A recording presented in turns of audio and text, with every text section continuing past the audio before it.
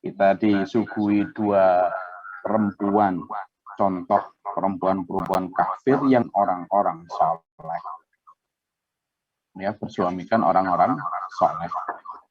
Nah, sekarang di ayat ini kita akan disuguhi justru perempuan-perempuan mukmin yang satu diantaranya bersuamikan orang kafir, gitu ya. Jadi sebenarnya di dalam Al-Quran itu perumpamaan-perumpamaan itu begitu lengkap, begitu luar biasa, memberikan kita gambaran bagaimana menjalani hidup ini ya. Nah, kayak misalnya ini ya, misalnya itu tadi.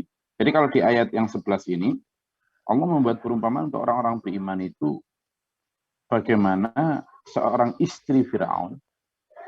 Jadi istri Fir'aun ini beriman kepada Nabi Musa. Beriman terhadap ajaran Rasulullah Musa. Beriman terhadap ketauhidan Islam. Nah,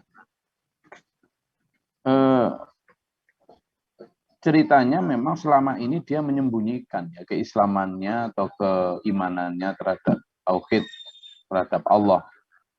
Dia menyembunyikan. Cuma suatu saat kemudian dia juga mengungkapkan itu karena ketahuan akhirnya. Sebenarnya Islamnya atau berimannya istri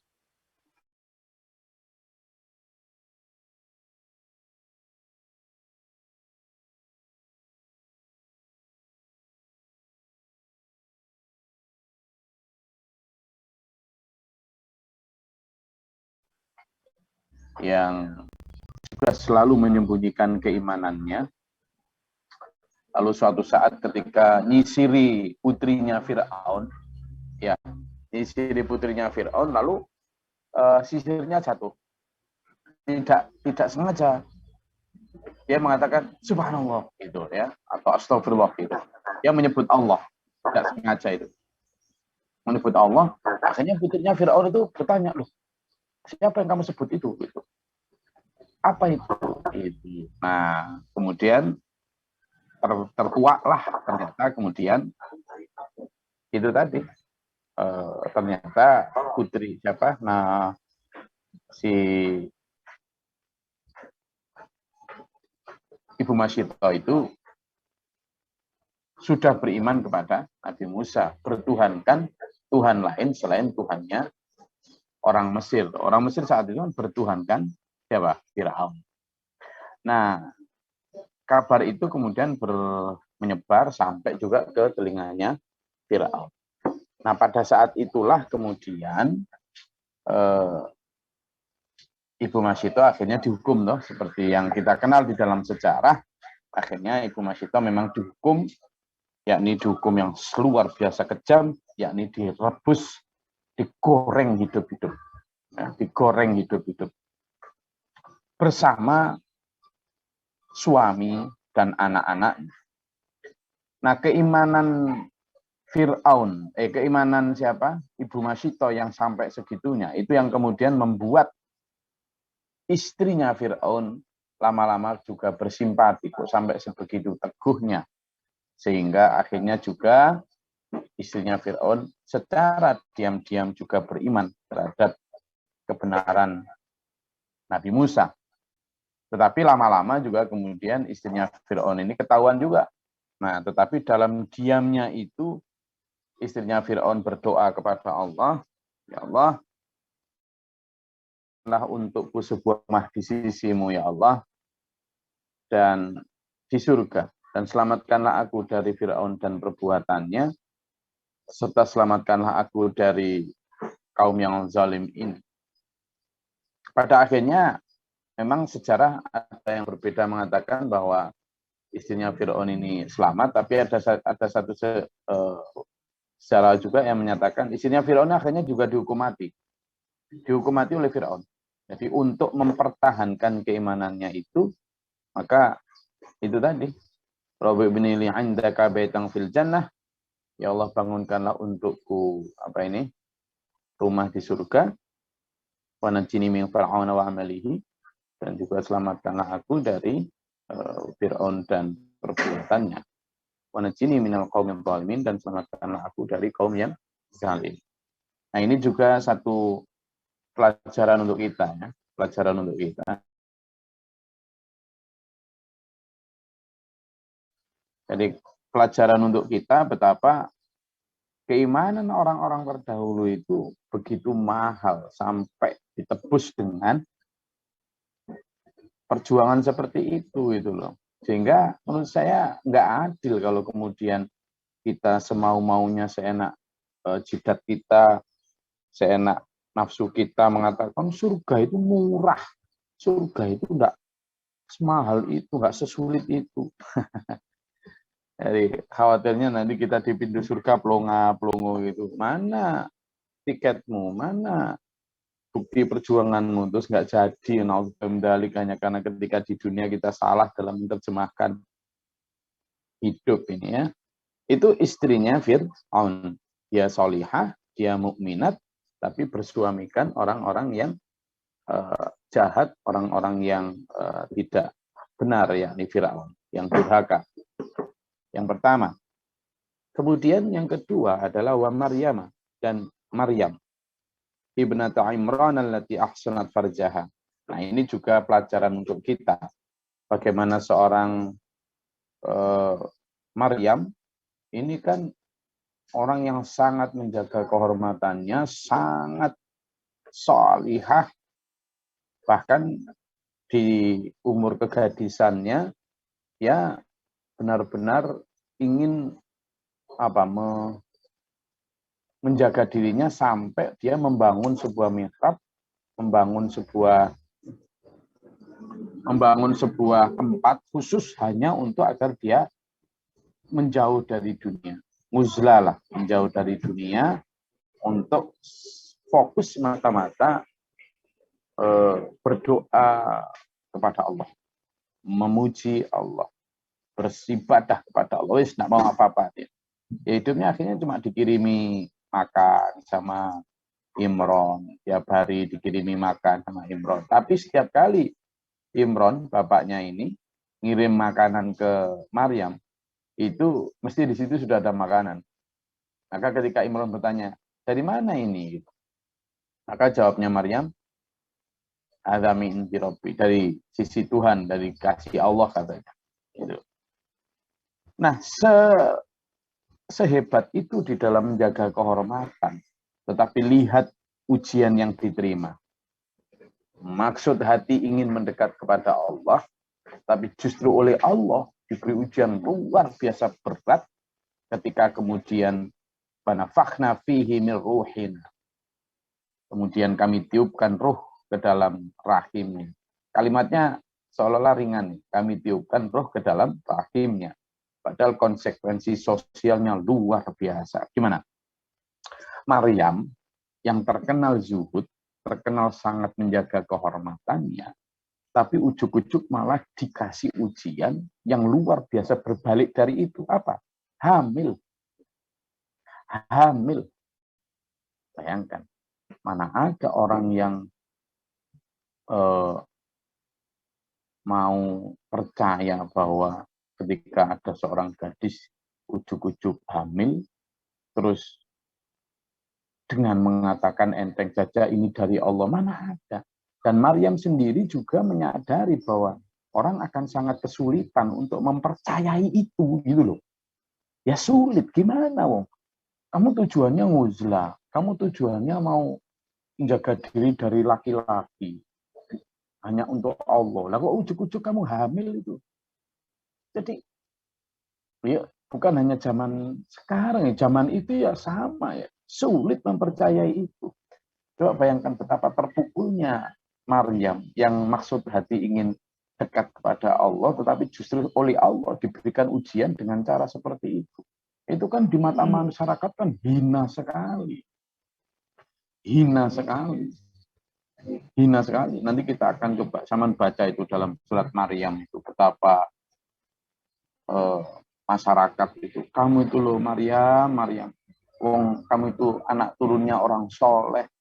Bapak ibumu juga orang-orang yang nggak pernah melakukan kejahatan. Gitu loh. Kamu kok ujuk-ujuk gitu, hinanya. jahatnya, menjijikkannya, wis macam-macam gitu ya. Nah, betapa ini memberi kita bukti juga sampai Ibu Maryam itu ketika hamil besar itu sudah besar ya, kemudian akhirnya harus pergi dari desa itu, diusirlah istilahnya itu dari desa itu, terlunta-lunta sendirian di padang pasir, sampai dia dalam hati, andaikan aku mati saja sebelum ini dan orang kemudian manusia melupakan aku. Saking beratnya sampai begitu loh. Dan kita harus memahami itu. Jadi orang yang ingin mendekat kepada Allah itu tidak serta-merta kemudian hanya dengan pinter kitab, dengan pinter dalil, ujuk-ujuk. Tidak tuh. Ujian untuk benar-benar mendekat kepada Allah itu benar-benar luar biasa berat, seberat itu. Sehingga sampean dan saya juga belajar dari situ, itu belajar bagaimana kita memahami betapa tingginya nilai keimanan, betapa tidak murahnya apa yang disebut dengan qanitin, apa yang disebut dengan muslimin, apa yang disebut dengan mukminin. Iya, enggak nah ini orang-orang sekarang ini membuat ringan, mempermurah ajaran Allah. Itu tadi. Ini di situ sebut. Wasaddaqat bi kalimati rabbiha wa kutubihi. Dan dia juga membenarkan kalimat-kalimatnya Allah. Artinya apa? Ya itu tadi firman Allah. Misalnya, ya sudahlah, Maryam, nanti kamu jangan bersedih, itu adalah dari Tuhan. Awalnya juga Maryam waktu didatangi oleh malaikat Jibril yang akan menyampaikan wahyu Allah itu, malah takut. Kamu laki-laki jangan mendekat aku. Aku ini orang yang sangat menjaga diri. Ya, waktu awal itu mengiranya malaikat itu juga laki-laki yang akan berbuat jahat terhadap dirinya. Itu berbuat jahat terhadap dirinya. Tapi kemudian dikatakan bahwa aku ini malaikat. Nah, di saat itulah kemudian keimanan seorang Maryam muncul, di mana dia juga membenarkan kalimat Tuhannya. Ya meskipun dengan sangat berat hati, bagaimana aku punya anak padahal tidak walam yamsasni, Basyar, belum ada seorang laki-laki pun yang menyentuhku. Tapi kata malaikat Jibril, itulah Tuhanmu yang maha segalanya, yang berkuasa untuk melakukan apapun yang dia kehendaki. Nah, di situ pun Maryam kemudian membenarkan kalimat Tuhannya itu. Selanjutnya juga terlunta-lunta di padang pasir, kemudian sampai berputus asa, kemudian oleh Allah diperintahkan untuk jangan khawatir, anakmu nanti adalah menjadi orang yang sangat mulia, yang sangat diunggulkan di tengah umat manusia.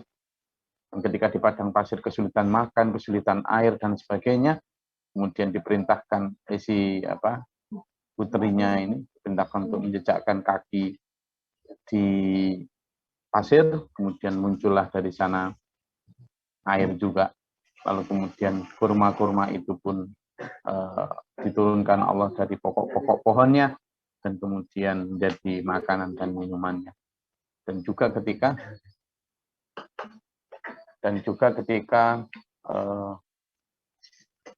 Allah memberi ujian berat seperti itu, ketika kemudian harus diperintahkan untuk kembali kepada kaumnya, nanti wahai Maryam, ketika umat atau manusia bertanya kepada kamu diam saja, biar tunjuk saja ke bayimu. Ya waktu itu Nabi Isa juga belum bisa ngomong ya, tapi kepercayaan Maryam terhadap firman Tuhan ya ditunjuk aja. Dan ternyata saat itu kemudian Allah dengan kuasanya membuat Nabi Isa bisa berbicara meskipun masih di dalam ayunan, masih di dalam gendongan ibu. Nah, keimanan-keimanan yang luar biasa terhadap apa yang difirmankan Allah kepada Ibu Maryam, ini luar biasa, membutuhkan tingkat keimanan yang tinggi, tidak hanya sekedar percaya. dan juga terhadap kutubihi dan terhadap kitab-kitabnya yang terdahulu. Sebelum Injil kan ada Zabur ya, dan ada Taurat. Sehingga Ibu Maryam termasuk orang-orang yang taat terhadap ajaran Taurat dan ajaran kitab-kitab sebelumnya. Wakanat, dan Ibu Maryam juga termasuk minal qanitin, orang-orang yang qanitin. Apa itu? Orang yang taat. Nah, dulur, dua contoh perempuan mukmin, perempuan yang luar biasa beriman ini yang harus kita jadikan satu contoh bagaimana kaum beriman itu harus. Kalau kemarin kita dikasih contoh tentang dua perempuan yang berkhianat, fakhonatahuma, gitu ya. Fakhonatahuma. Kedua perempuan, yakni istrinya Nabi Nuh dan istrinya Nabi Lut, berkhianat. Bagaimana? Kenapa mereka berkhianat? Ternyata mereka bukan orang yang termasuk melakukan kejahatan, tetapi mendukung dan menyetujui keingkaran. Nah, ini yang harus kita jadikan pelajaran. Ternyata dengan hanya mendukung dan membenarkan saja, itu sudah bisa termasuk orang yang khonata, orang yang berkhianat, dan termasuk orang yang disiksa Allah, diazab Allah. Jadi ternyata menjadi istri orang soleh itu tidak jaminan dia juga solihah. Sebaliknya, sampean-sampean yang mungkin suami-suaminya masih belum taat, itu harusnya tidak menghalangi sampean untuk bisa taat kepada Allah. Buktinya istrinya Fir'aun. Gitu loh. Itu luar biasa Quran itu memberi dua contoh itu, ya kan? Sampean yang misalnya istrinya orang yang alim atau orang yang soleh, terus tidak bisa kemudian yang istilahnya sekarang itu swarga nunut neraka katut, itu tidak bisa. Swarga nunut neraka katut itu kalau surga ya ikut, kalau neraka ya terbawa, tidak bisa, sendiri-sendiri. Nah itu tadi, Nabi kurang apa? Bukan hanya orang alim, bukan hanya kiai, bukan hanya ustadz, Nabi. Gitu loh istrinya begitu, gitu kan? Berarti kan sendiri-sendiri. Dan kalimat sebelumnya juga begitu. Bahkan seorang Nabi pun, ya, bahkan seorang Nabi pun itu falam yughniya anhuma minallahi syai'an. Bahkan seorang Nabi pun tidak bisa menolong istrinya. Nah ini juga biar nggak sok-sokan. Kan sekarang itu ada juga, pokoknya kayak asal kalau sampean kenal sama orang soleh, nanti di akhirat, kalau orang solehnya mau masuk surga, teriak-teriak aja, "Kulo dulu kenal sama bapak soleh itu," terus masuk surga. Wah, enak banget. Itu istrinya Nabi, bukan hanya istrinya orang soleh. Istrinya Nabi. Ternyata juga tidak bisa selamat. Jadi sebaliknya, itu istrinya Fir'aun, yang jelas-jelas zalimnya, hakul yakin, kafirnya kafah itu, Fir'aun itu. Tetapi ternyata tidak menghalangi seorang, namanya itu Asyah, ya. Asyah, Ibu Asyah, untuk taat pada Allah, untuk memilih kebenaran, meskipun resikonya kemudian mati. Nah, di sana banyak pelajaran. Sebagai seorang perempuan, kita diajarin untuk teguh, taat, tunduk, patuh, berani memilih kebenaran. Nah, itu kan juga memberi kita gambaran bahwa kita ini hidup tidak boleh ada di comfort zone, zona nyaman. Kalau mau kan istrinya Fir'aun mending jadi ratu, enak menjadi ratu, terhormat, teraman, terjamin, bisa wes megilan, istrinya Tuhan, ya kan? Tetapi ternyata Ibu Asyah, istrinya Fir'aun, memilih kebenaran, yang itu artinya tidak hanya saja keluar dari zona nyaman, tapi juga berhadapan dengan maut, dan dipilih maut demi kebenaran itu, asalkan benar-benar kemudian digantikan oleh Allah baitang fil jannah, rumah di surga. Nah, rumah di surga kan juga butuh keimanan, masih gaib, ya kan? Itu. Nah, orang-orang sekarang kan memperindah rumah di dunia kan karena kurang percaya dengan rumah di surga. Gitu. Rumah sampean kalah lah dengan istananya Firaun. Ya toh? Gitu pun oleh Ibu Asia lebih memilih baitang fil jannah. Gitu dulur, silakan kalau ada yang mau ditanyakan, monggo. Saya ini sedang ada di rest area. Monggo. Ada yang ditanyakan, silakan.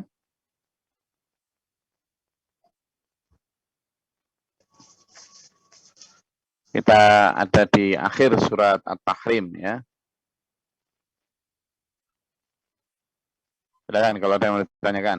Jadi mulai ayat berapa kemarin itu? Mulai ayat 8 ya. Mulai ayat 9, 10, 11, 12. Itu tentang contoh yang luar biasa, 2 orang mukminat dan 2 orang kafir ya. Orang-orang kafir 2 dan perempuan terutama dan 2 perempuan mukmin. Silakan kalau ada yang mau ditanyakan.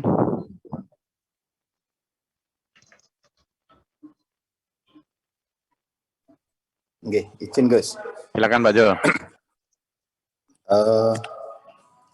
Dari kisah Nabi Isa bahwa saat Ibu Maryam itu terlunta-lunta di padang pasir, Gus tadi menyampaikan bahwa Allah menyampaikan bahwa anakmu kelak itu akan menjadi pemimpin besar kan begitu.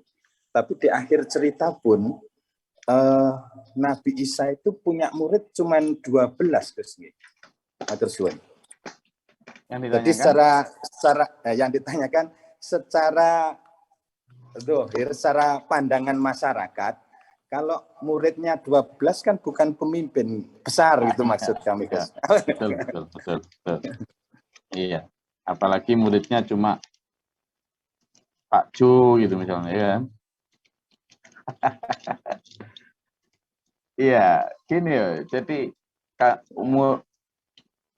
anakmu nanti ya Isa itu akan dikaruniai berbagai macam mukjizat, akan membawa kitabku, akan membawa kebenaranku. Ya, memang pandangan Allah dan pandangan manusia itu beda.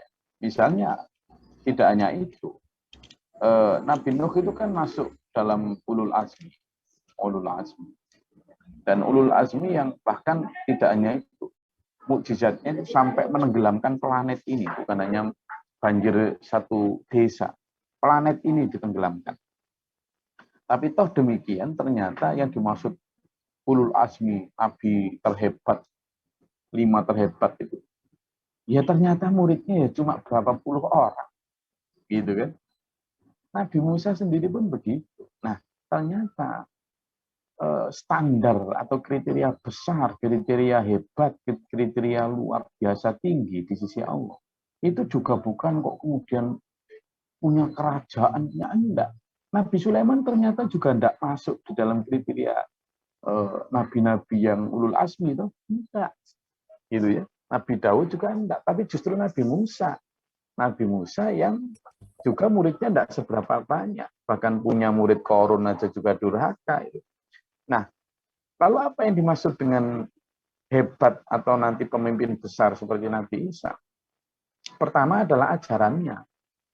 Memang misalnya sampai sekarang ya. Sampai sekarang ini agama terbesar di muka bumi ini kan agama Nasrani ya. Meskipun Nasrani yang diajarkan oleh Rasul Isa bukan Nasrani yang sekarang mereka akui, karena Nabi Isa mengesahkan Allah sementara mereka malah menuhankan Isa. Nah, tetapi bagaimanapun pada zamannya 12 santri itu awalnya tidak hanya 12, Pak. Awalnya ratusan ya, tapi kemudian intimidasi dari para ulama Bani Israel, kemudian intimidasi dari para tentara Romawi supaya membuat kemudian satu persatu itu hilang. Nah, pada akhirnya tinggal 12 itu. Tapi yang 12 ini, jangan dilihat angkanya ya. Mereka ini kemudian menyebar ke seluruh negeri dan menyebarkan ajaran Nabi Isa. Dan hampir semua 12 santrinya Nabi Isa yang Hawariyun, disebut Hawariyun itu, the loyalis itu terbunuh semua. Hampir rata-rata terbunuh. Dan mereka itu dianggap sebagai satu di antara rasul-rasul, utusan-utusan yang diutus setelah Nabi Isa untuk mengamal sebarkan ajaran Nabi Isa. Jadi kebesaran Nabi Isa itu tidak hanya terletak pada jumlah, tetapi pada ajaran yang dibawanya, mukjizat yang disampaikannya, dan sampai kemudian keteguhan para loyalisnya. Jadi memang kriteria besar di mata Allah itu beda ya dengan besar di mata manusia. Gitu. Bahkan Nabi Muhammad SAW sendiri ketika penaklukan kota Mekah, misalnya membawa 100.000 pasukan, itu yang benar-benar oleh Rasulullah dianggap loyalis sejati ya hanya beberapa sahabat di ring satunya Nabi. Tidak semua. Yang lain kan ya termasuk seperti yang disampaikan dalam surat Al-Hujurat ayat 14 itu. Kamu baru tunduk, belum iman, gitu kan. Walakin qulu aslama. Kenapa? Karena walamma yadkhulul imanu fi qulubikum. Karena iman belum masuk ke hatimu. Nah, yang dimaksud dengan kebesaran Nabi Muhammad SAW juga begitu. Kalau kita melihat kemenangan yang dimaksud ciri dari kemenangan Islam, itu kan dalam surat Al-Nasr. Ya, dalam surat An-Nasr kan wara'aitan nasa yadkhuluna fi dinillahi afwaja. Dan kamu lihat kemenangan itu ditandai dengan apa? Dengan ketika orang berbondong-bondong masuk ke dalam agama Allah, dan cirinya adalah apa? Fasabbih bihamdi rabbika wastaghfir. Mereka bertasbih, memuji, mengagungkan asma Allah, dan mereka bertaubat. Itu ternyata cirinya. Bukan kok kemudian ketika gedung-gedung dibangun tinggi, ketika bukan, ternyata cirinya adalah orang-orang yang bertasbih, bertahmid, dan beristighfar. Jadi itu kebesaran-kebesaran yang kadang secara standar ragawi dan duniawi berbeda dengan standar Allah. Gitu aja. Makanya kita ketika menjadi orang-orang yang sedikit misalnya, itu jangan minder, jangan berkecil hati, karena kebesaran Allah, besaran ajaran Allah, kemenangan agama tidak selalu ditentukan dengan banyaknya jumlah. Malah dalam banyak ayat disebutkan fa'aktsaruhum fasikun. Malah dalam salah satu ayat disebutkan ada itu a'udzubillahi minasyaitonir rajim wa in tuti aktsara man fil ard yudilluka an sabilillah yattabi'una illa dhanna wa in illa yakhrusun.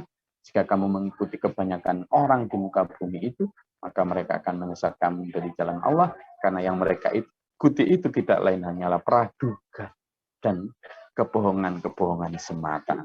Nah, jadi maka jumlah tidak selalu menentukan kebenaran. Sehingga sampean dan saya, meskipun misalnya ada dalam kelompok yang sedikit, atau pergerakan yang tidak terlalu banyak jumlah pengikutnya, jangan minder, karena para rasul, para nabi pun dulu demikian. Ya. Ada lagi? Gus, izin Gus. Silakan. Kalau lihat dari kisah Maryam tadi Gus, yang Gusnya ceritakan, bahwa Nabi Maryam kan, Ibu Maryam, mohon maaf, Ibu Maryam itu kan dapat makan dari Allah, istilahnya ditemui malaikat Jibril langsung. Artinya kan Ibu Maryam ini kan bukan seorang nabi ya, atau jadi kan sangat mungkin Gus, artinya sekarang artinya di era sekarang ini ada seorang katakan mujadid yang ditemuin oleh malaikat Jibril itu. Apa itu kira-kira mungkin itu Gus? Karena satu itu, terus kedua, apakah ini juga sekaligus gambaran bahwa Allah tidak mengizinkan seorang wanita itu untuk menjadi pemimpin?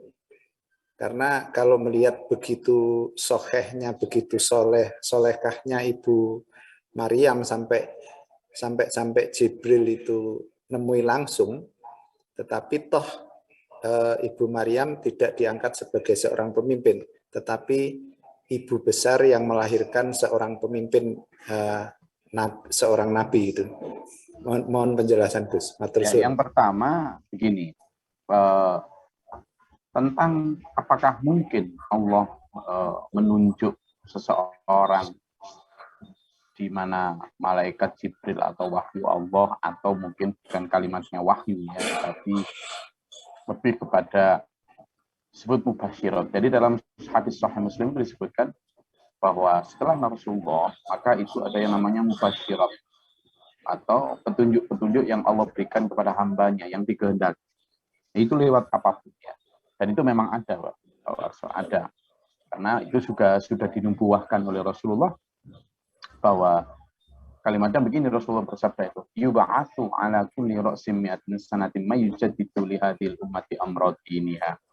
Bahwa akan dibangkitkan setiap penghujung 100 tahun itu seorang mujaddid. Siapa yang membangkitkan? Allah tentu. Yang membangkitkan Allah, seorang mujaddid yang memperbarui dalam urusan agama untuk umat ini. Karena setiap 100 tahun rusak. Ya. Rasul juga pernah bersabda, 100 tahun sepeninggalku umat ini akan rusak. Rusak ibadahnya, rusak persatuannya, rusak penafsirannya, banyak penyimpangan dan sebagainya. Tetapi dalam setiap 100 tahun, Allah juga mengutus seorang mujaddid. Mujaddid ini tidak membawa agama baru, tidak membawa syariat baru, tetapi memurnikan syariatnya Rasulullah Muhammad SAW. Membenarkan kepada, jadi hanya karena syariatnya Rasulullah juga banyak penyimpangan toh, disimpangkan oleh manusia. Setiap 100 tahun jadi nggak karu-karuan. Kemudian Allah mengutus lagi untuk memurnikan sesuai dengan ajaran Rasulullah. Nanti 100 tahun lagi kemudian rusak seperti itu. Nah, siapa mereka ini? Ya ditunjuk Allah. Mekanismenya seperti apa? Ya wallahu a'lam gitu ya. Karena apa? Wahyu atau Jibril itu diutus, Allah itu mengutus Rasul itu tidak hanya dalam bentuk manusia ya. Angin juga, farsalat riyah. Ya, nah. Kemudian toiron. Farsalat toiron itu juga Allah mengutus burung-burung. Kemudian Allah juga berfirman kepada binatang juga pernah. Dan ini kepada Ibu Maryam. Dan itu hak-hak Allah. Kita tidak bisa menghalangi Allah itu. Jadi wahyu yang disampaikan kepada Allah itu, dari Allah itu kepada siapapun yang dikehendakinya. Meskipun setelah Nabi Muhammad tentu tidak dalam bentuk syariat baru, tetapi dalam bentuk petunjuk bagaimana mengembalikan agama ini kepada murninya. Jadi mungkin saja itu dalam bentuk-bentuk yang Allah sendiri yang wallahu a'lam seperti apa. Yang kedua, apakah Ibu Maryam itu menjadi bukti bahwa perempuan itu tidak bisa menjadi pemimpin? Saya rasa perempuan bisa yang menjadi pemimpin ya, tetapi dalam konteksnya masing-masing. Kenapa? Karena bahkan perempuan juga disebut sebagai Rabbatul Bait. Dia adalah pemimpin, dia adalah penghulu, dia adalah manajer rumah tangga. Jadi dia yang bertanggung jawab tuh dalam rumah tangga untuk mendidik anak dan sebagainya. Dan kita ingat bahwa kullukum ra'in, setiap kalian itu pemimpin. Wa kullukum mas'ulun an ra'iyati, dan tentang kepemimpinannya. Artinya kullukum itu jamak, itu umum terhadap semuanya, laki maupun perempuan. Berarti seorang perempuan pun bisa menjadi pemimpin. Bisa. Tetapi dalam konteks apa? Dia pemimpin bagi anak-anaknya. Maka dia juga dipimpin oleh suami. Memang tidak ada sejarahnya Nabi itu seorang perempuan. Tetapi banyak orang-orang soleh yang dilahirkan perempuan solihah hebat. Dan dia juga menjadi contoh sebagai orang mukminat. Ya. Artinya apa? Orang-orang seperti Ibu Asia atau orang-orang seperti Ibu Masyita, orang-orang seperti Ibu Maryam adalah pemimpin bagi mukminat lainnya. Ya, pemimpin bagi mukminat yang lainnya. Bahkan istri-istri Nabi Muhammad SAW pun disebut sebagai Ummul Mukminin, ibunya orang-orang beriman. Jadi para sahabat saat itu memang mengakui bahwa ketika bertanya tentang hukum, kadang tidak langsung kepada Rasulullah, bertanya kepada istri-istri Nabi bagaimana Rasulullah bersabda. Sehingga kedudukan ini lebih kepada bagi tugas dan fungsi antara laki dan perempuan. Bukan tentang tinggi dan pendeknya peran, tetapi tentang fungsi masing-masing. Saya rasa itu. Ya. Kenapa kok kemudian Allah tidak mengutus seorang nabi, perempuan sebagai nabi? Memang ada beberapa kendala fisiologis ya. Karena seorang nabi putus. Nabi kan harus selalu memimpin umat dalam keadaan ini kan kendala-kendala yang memungkinkan kemudian agak terkendala ketika harus memimpin jamaah, sholat dan lain sebagainya. Mungkin lebih pada kendala-kendala itu, wallahu a'lam. Tapi yang jelas perempuan juga bisa menjadi pemimpin dalam sektornya masing-masing, dan yang paling penting dua perempuan mukminat itu adalah menjadi contoh bahwa perempuan menjadi pemimpin bagi perempuan-perempuan mukminat yang lain, teladan bagi mukminat yang lain. Saya rasa itu ya kajian kita pada pagi hari ini. Terus Semoga Allah merahmati meridai kita. Izinkan saya untuk melanjutkan perjalanan karena saya berada di rest area dan semangat untuk menjemput rahmat, ridho dan ampunan Allah selama di dunia sampai di akhirat nanti. Amin. Allahumma shalli ala sayyidina Muhammad. Allahumma fi lil mu'minin wal mu'minat. Allahumma ahdina fi man hadayta wa afina fi man afayta wa lana fi man tawallayta wa barik lana fi ma a'tayta wa qina syarra ma qadayta. Astaghfiruka wa atubu ilaik. Sallallahu sayyidina Muhammad. Allahumma da'fa'na al-bala' wal waba' wa dhil hasad. Rabbana najina wa lina maskabina min al-qawmi rabbana la taj'alna fi al-qawmi. Allahumma arhamna darajatana. Rabbana amanna faktubna ma syahidin. Rabbana la tuzigh qulubana ba'da idh hadaytana wa hab lana min ladunka ربنا ولا تحملنا ما لا طاقة لنا به واعف عنا وارحمنا أنت مولانا فانصرنا على الكافرين ربي أعوذ بك من همزات الشياطين أعوذ بك ربي يعذرون ربنا واجعلنا مسلمين لك ومن ذريتنا من ربنا آتنا في الدنيا حسنة وفي الآخرة حسنة وقنا عذاب النار اللهم ادفعنا البلاء والوباء وقد الحسن ونجينا من شر الشيطان اللهم نسألك الهدى والتقى والعفاف والغنى وحسن الخلق وحسن الخاتمة. السلام عليكم ورحمة الله وبركاته. Waalaikumsalam warahmatullahi wabarakatuh. Waalaikumsalam warahmatullahi wabarakatuh. واجعله لنا إماما ونورا